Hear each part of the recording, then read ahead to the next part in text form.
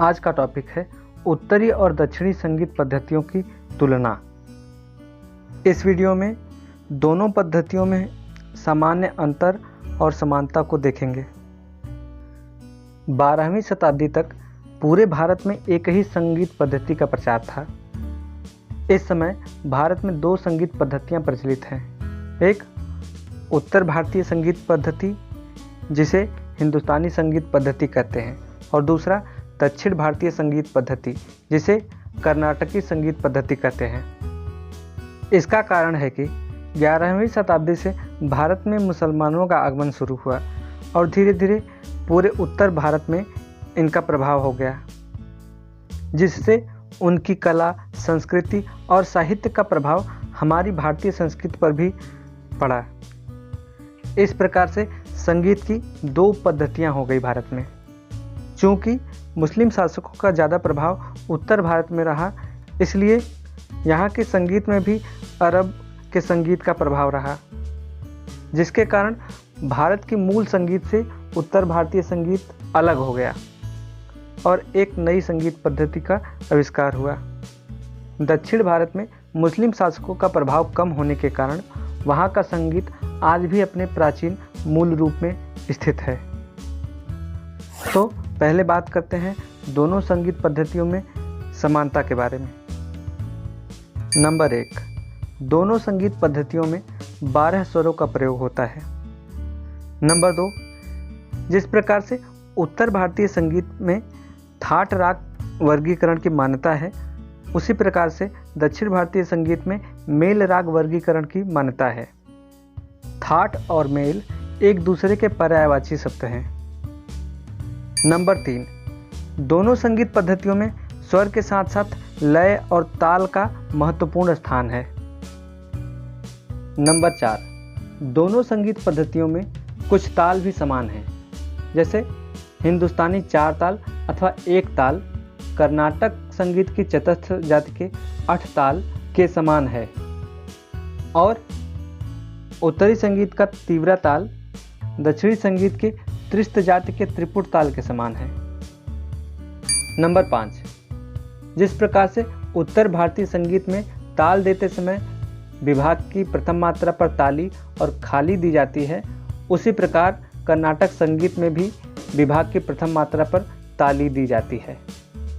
इसमें ध्यान देने योग्य बात है कि यहाँ पर बात की जा रही है विभाग की पहली मात्रा पर, न कि पूरे ताल की पहली मात्रा पर, क्योंकि ताली और खाली विभाग की ही पहली मात्रा पर दिखाई जाती है और प्रत्येक ताल की पहली मात्रा को सम कहा जाता है और वहाँ पर हमेशा ताली ही दिखाई जाती है।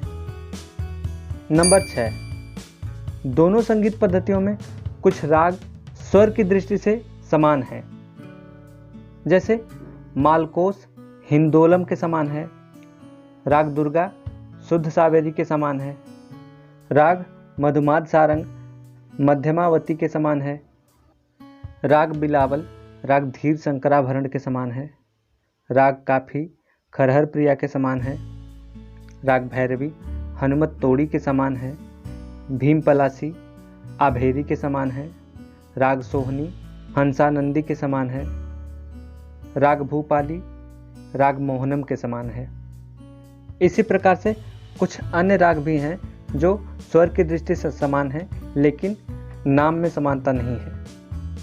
दोनों संगीत पद्धतियों में कुछ ऐसे भी राग हैं जिनके नाम समान हैं लेकिन स्वर समान नहीं है, जैसे राग श्री, सोहनी, केदार, हिंडोल आदि। इनके अलावा राग अड़ाना, धनाश्री, श्री रंजनी आदि राग दोनों संगीत पद्धतियों में पाए जाते हैं, लेकिन इनके स्वरों में भिन्नता है। राग हंस ध्वनि दोनों संगीत पद्धतियों में पाया जाता है और इसमें स्वर भी समान है।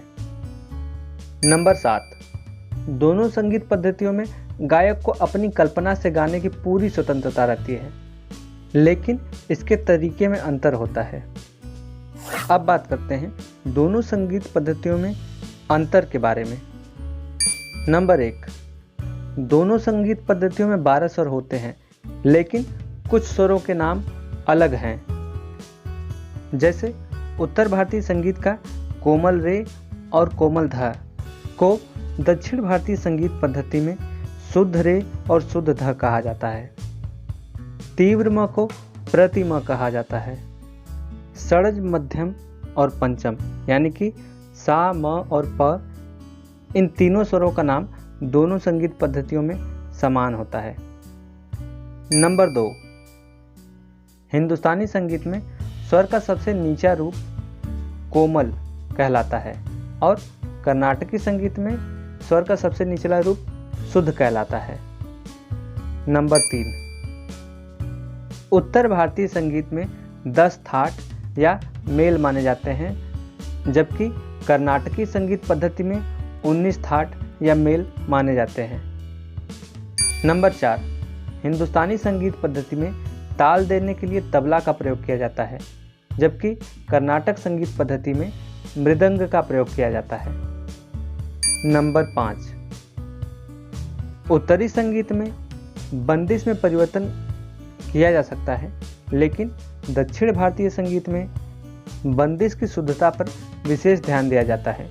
कोई भी गायक किसी बंदिश में थोड़ा सा भी परिवर्तन नहीं कर सकता है। नंबर 6, उत्तरी संगीत में स्वर की गंभीरता और विभिन्नता पर विशेष ध्यान दिया जाता है, जबकि दक्षिणी संगीत में स्वर की कंपन और चंचलता पर ध्यान दिया जाता है। नंबर 7, उत्तरी संगीत में गाते समय गायक का अधिक प्रभाव होता है और तबले का उपयोग सिर्फ संगति के पर्पज से किया जाता है, लेकिन दक्षिणी संगीत में यह काफ़ी प्राचीन नियम है कि गायक अपने गाने के बीच में मृदंग बजाने वाले को उसकी कला दिखाने का अवसर देता है और थोड़े समय के लिए शांत हो जाता है। उत्तरी संगीत में तबला वादक को अपनी कला दिखाने के लिए बिल्कुल अलग से समय दिया जाता है, जिसे स्वतंत्र वादन यानी कि तबला सोलो कहते हैं।